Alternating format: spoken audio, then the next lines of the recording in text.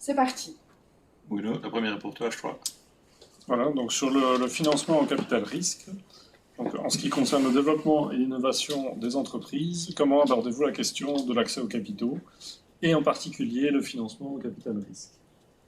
Et merci beaucoup tout d'abord de m'accueillir au sein de votre entreprise et bravo pour le développement de celle-ci. Peut-être quelques éléments de réflexion concernant le financement en capital risque, qui est toujours évidemment un défi, un challenge pour un certain nombre d'entreprises, de projets, peut-être avant même d'être une entreprise, singulièrement dans le domaine des nouvelles technologies. Il y a des outils qui existent à cet égard, comme vous le savez, que ce soit les invests de proximité sur notre territoire en Wallonie, ou bien encore alors des outils dédiés. Je pense peut-être pour commencer vraiment en early stage au fonds Wings au niveau régional, ou bien encore au soutien qu'à travers le Digital Deep Tech département, si je puis dire, de Wallonie Entreprendre, nous pouvons alors mobiliser des capitaux. Ces capitaux sont publics ou parapublics, et ils viennent en principe s'ajouter. Ils viennent, si je puis dire, s'équilibrer avec un apport privé, soit des fondateurs, ou soit d'un certain nombre de personnes qui croient dans la start-up, qui croient dans le projet et qui le financent. Mais il est vrai que la question du financement est amenée à se poser à plusieurs reprises. Comme vous le savez, dans la vie d'une entreprise, les tours de financement de l'entreprise sont chaque fois, si je puis dire, des éléments de difficulté suivant leur ampleur, suivant aussi les partenaires qui sont, si je puis dire, autant de garanties, non seulement financières, mais aussi industrielles et de, si je puis dire, de bonne fin du projet qu'ils soutiennent financièrement. On a aussi des outils qui sont plus, alors pour des financements probablement certes limité en ampleur, mais le pré-coup de pouce, par exemple, existe au niveau de la région wallonne. Il permet de financer alors des activités naissantes, ou en tout cas dans les phases encore précoces de leur développement, par, si je peux dire, l'environnement familial, amical, ou bien encore en termes économiques, par exemple. D'accord. Et encore à l'air de cette question-là, la Wallonie est attractive pour les capitaux privés également? Il n'y a pas que des outils publics? Probablement que dans cet ensemble que je viens de décrire, probablement que l'un ou l'autre fonds privé, peut-être plus offensif, qui pourrait s'exposer à un peu plus de risques que les financements classiques que nous connaissons aujourd'hui, serait probablement le bienvenu, de manière à permettre à un maximum de projets d'éclore, indépendamment de l'offre de financement, qu'elle soit en capital, en quasi-capital ou en garantie, que l'on peut aujourd'hui trouver sur le territoire wallon. Merci. Vous faites un lien avec les projets de recherche. Donc, est-ce qu'il y a une obligation, quand il y a un projet de recherche qui est déposé, de déjà prévoir, au-delà de la valorisation, la manière dont on va traiter les augmentations de capital ou la création de la société associée? Suivant les aides à la recherche dont nous disposons, et les outils de financement de la recherche dont nous disposons en région wallonne, il est clair qu'il y a une dimension, une double faisabilité, si je puis dire, qui est examinée par les comités d'experts. Il y a une faisabilité sectorielle. Est-ce que ce qui est proposé, ce qui est développé est, du point de vue technologique, du point de vue sectoriel, pertinent, crédible, suffisamment challengé. Et puis, effectivement, se pose aussi de la faisabilité économico-financière, la robustesse du plan d'affaires, sans quoi, évidemment, la capacité de développer le projet reste une capacité qui est partiellement théorique en tout cas.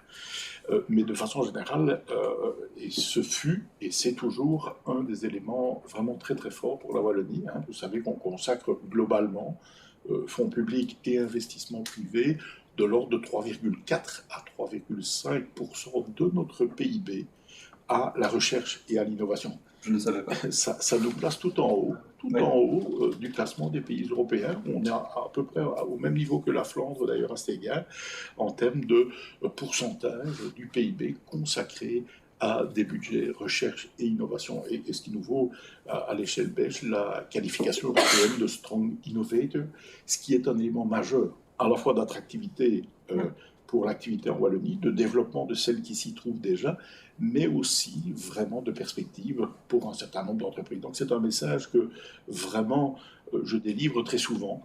La Wallonie et la Belgique globalement, mais la Wallonie est une région accueillante et une région soutenante en ce qui concerne la recherche et le développement. Merci. La prochaine. Question suivante, Aloïs. Celle-ci. C'est une question qui revient souvent. Donc, nous sommes de gros consommateurs d'appels d'offres, donc de marché public, c'est-à-dire qu'on y répond beaucoup. C'est vraiment une de nos sources de nouveaux clients. Les appels d'offres, c'est pas toujours facile. On se rend compte également que du point de vue de ceux qui génèrent l'appel d'offres, c'est compliqué. Je veux dire, ils sont un peu esselés. Et de plus, quand ils ont un fournisseur préféré, ils doivent être remis en jeu tous les ans, tous les 2 ans, tous les 3 ans, alors qu'on sait que finalement, c'est comme un plombier. Une fois que vous avez besoin d'un bon professionnel, une fois que vous l'avez trouvé, vous avez envie de continuer avec lui. Et donc, sans tout remettre en jeu. Donc, on voit que c'est beaucoup de procédures, qu'il y a des comités qui commencent justement à se mettre en place pour réfléchir à comment traiter ces questions-là. Est-ce que le gouvernement, ou en tout cas, il y a une volonté politique d'alléger, ou en tout cas de les aider un petit peu plus dans ce cadre-là? Comme vous l'avez évoqué, on est dans un cadre qui est juridiquement extrêmement balisé par les directives européennes qui traitent des marchés publics d'une part, et par les lois fédérales qui fixent les règles en matière de marchés publics. Je vais dire, pour faire simple, une autorité publique ne peut pas choisir le plombier parce qu'elle a confiance en lui comme un privé ou un particulier pourrait le faire. Cependant, partons du constat que vous venez d'exprimer. Dans le cadre du plan de relance de la Wallonie et avec notre administration, nous avons mené tout un travail en lien avec les représentations des partenaires sociaux, notamment du monde des entreprises. Pourquoi singulièrement ? Parce que nous constations que l'application, si je puis dire, stricte, peut-être un peu aveugle, des règles des marchés publics conduisait finalement à attribuer un grand nombre de marchés, soit en dehors de la Wallonie, soit en dehors de notre structure entrepreneuriale en Wallonie, qui est surtout faite de PME. D'où ce travail, évidemment, dans le strict respect des règles des marchés publics, qui a consisté en, d'une part, toute une série d'actions visant à avoir une approche qui soit plus PME-friendly, à la fois dans la rédaction des cahiers des charges, à la fois dans l'information quant à l'accessibilité des marchés publics pour les entreprises, et encore d'autres actions dans le détail desquelles je n'entre pas. Le but est, d'une part, de permettre de mieux familiariser au marché public, de rendre, autant que faire se peut, leur accès plus aisé pour les entreprises, et singulièrement d'avoir un message à l'attention des petites ou moyennes entreprises. Ce message, je le résume, les marchés publics, c'est aussi pour vous. Et ça doit être organisé, structuré, communiqué, de manière à ce que ce message, c'est aussi pour vous, devienne une réalité. Donc on est vraiment bien conscient de cela. Et il y a, je prolonge un tout petit peu le propos, puisque, comme vous le savez, nous sommes aussi, au niveau européen, animés d'une démarche, si je puis dire, de relocalisation stratégique. De réappropriation d'un certain nombre d'activités et encore plus particulièrement d'activités considérées comme clés, comme centrales. Et donc, je pense qu'on doit aussi avoir à cet égard une réflexion concernant les directives européennes. Est-ce que, effectivement, un travail qui va permettre d'imprégner un petit peu plus les directives européennes de la volonté de réimplanter chez nous les supply chains, réimplanter chez nous des activités clés du point de vue stratégique, du point de vue industriel. Est-ce que ce travail ne doit pas être mené? Je réponds ce qui me concerne oui à cette question. La difficulté qu'on voit dans les appels d'offres, c'est également des appels d'offres qui, effectivement, vous mettent un critère, par exemple, juste sur le prix. Ouais, et donc, en mettant un critère juste sur le prix, on se rend compte que les fournisseurs peuvent proposer tout et n'importe quoi, tant qu'ils ont le prix le moins élevé, et que les autorités publiques sont quelque peu prises en otage par la manière dont le cahier de charges ou l'appel a été fait.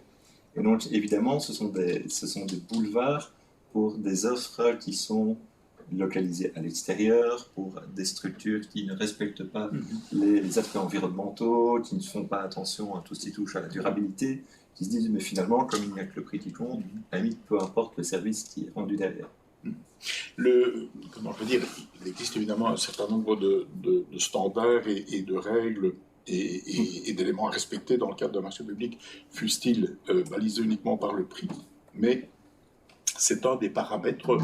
Nous plaidons pour que de plus en plus nous puissions introduire un certain nombre de clauses qui, bien évidemment dans le strict respect, j'y insiste, des marchés, qui permettent de valoriser la qualité du service, la qualité du suivi, la qualité de la garantie, la rapidité d'intervention, si intervention en termes de suivi il doit y avoir, et de valoriser également la dimension environnementale. On sait que la dimension ESG est de plus en plus présente et légitimement présente dans l'activité économique. Il est donc légitime de considérer comme un des piliers d'appréciation de la pertinence d'une offre et du choix effectué entre différentes offres. Il est donc légitime d'inclure, bien sûr, des paramètres de type environnementaux, par exemple, et de type sociaux, lorsque c'est possible. C'est en ce sens que, je vais dire, il est important de coller en termes de marché public à l'évolution aussi des convictions politiques, des convictions sociétales. L'économie, c'est pas juste la livraison d'un produit ou la prestation d'un service, point.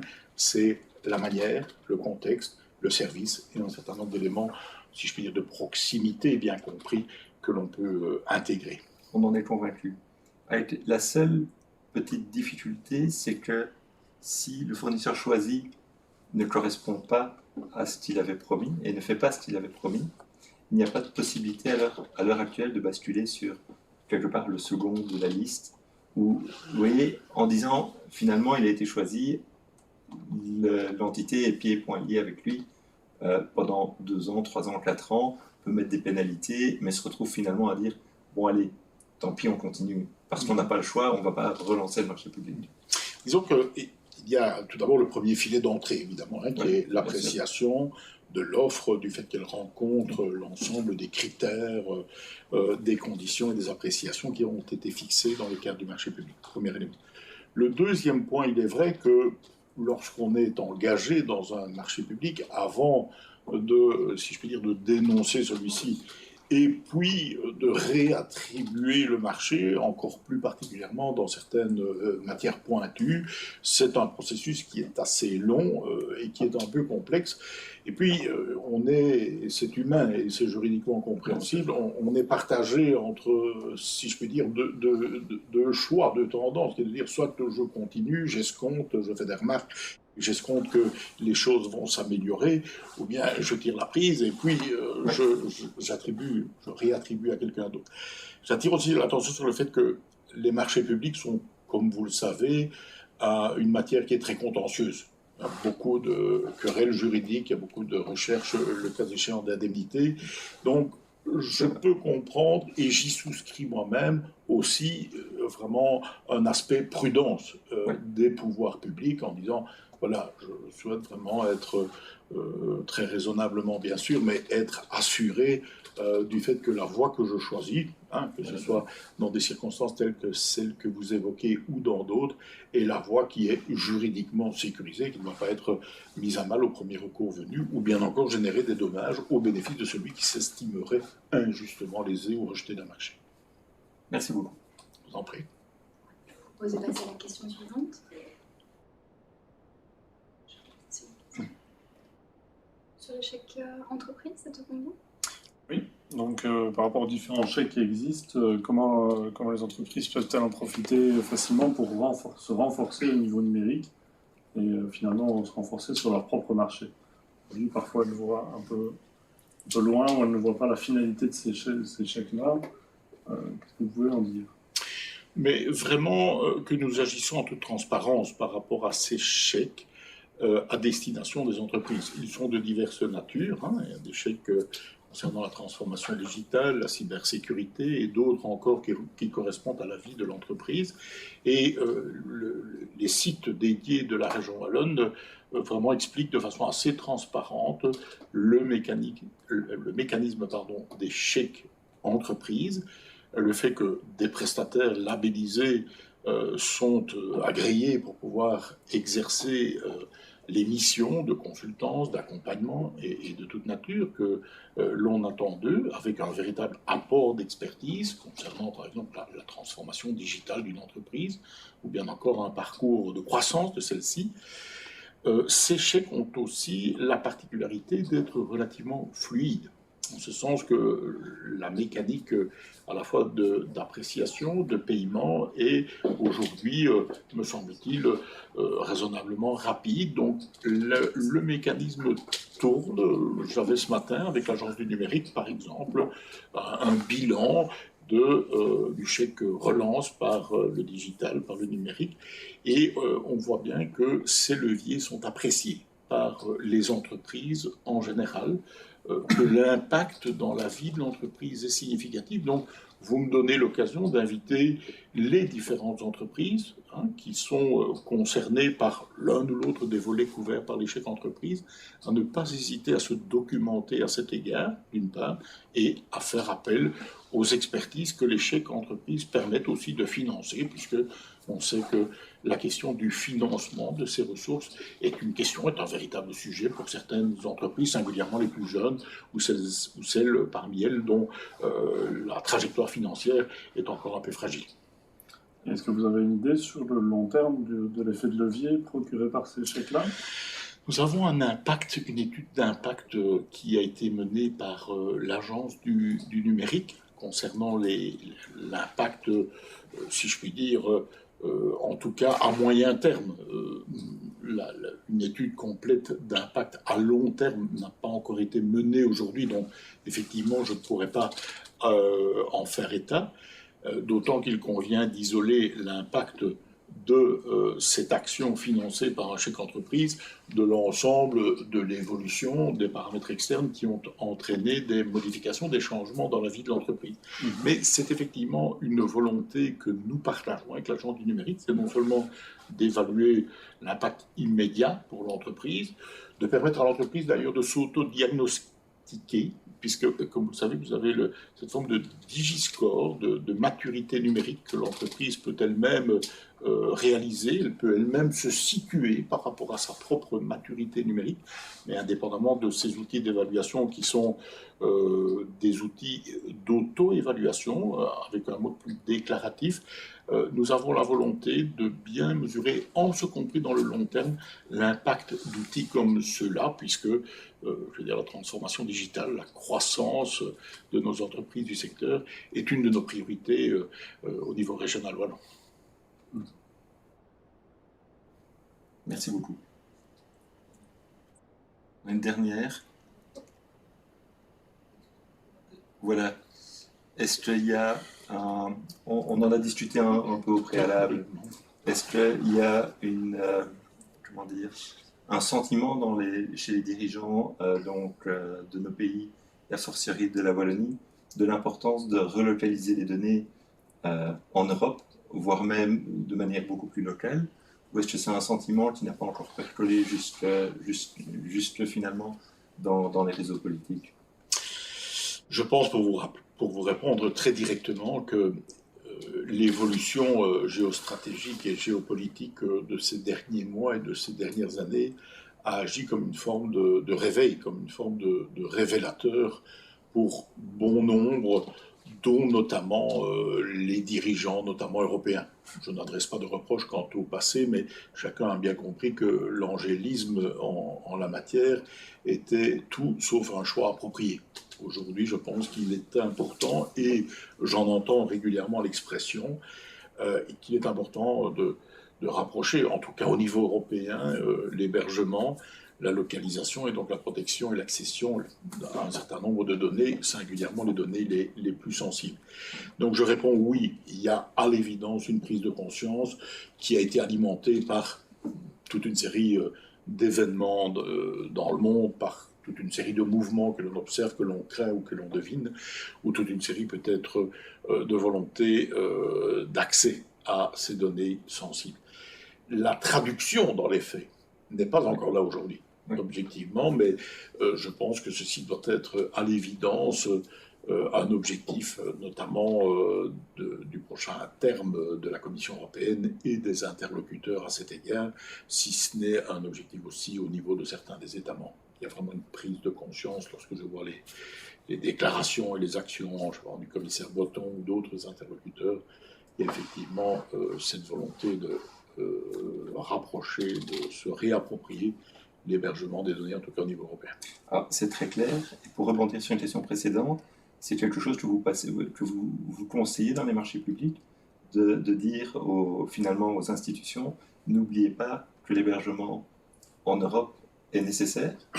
On parle plutôt de sécurisation des données, puisque forcément, pour mettre un élément de conditionnalité ou en tout cas d'orientation, il faut être sûr qu'il soit activable. On est bien d'accord. Oui. Par contre, l'élément sécurisation des données, et de façon plus large d'ailleurs, l'élément cybersécurité est un élément qui a pris une place extrêmement croissante dans l'action publique wallonne, comme d'ailleurs l'intelligence artificielle. Vous connaissez nos programmes CyberWall, le programme TRAI, le consortium ARIAC. Donc, il y a eu tout au long de ces derniers mois vraiment une montée en puissance très très forte de ces préoccupations ou de ces sujets de priorité au niveau wallon également, mais aussi au niveau européen, bien sûr. D'accord. Eh bien, mille merci. Merci également, et merci de votre invitation, merci de ces rencontres. Merci beaucoup. Merci.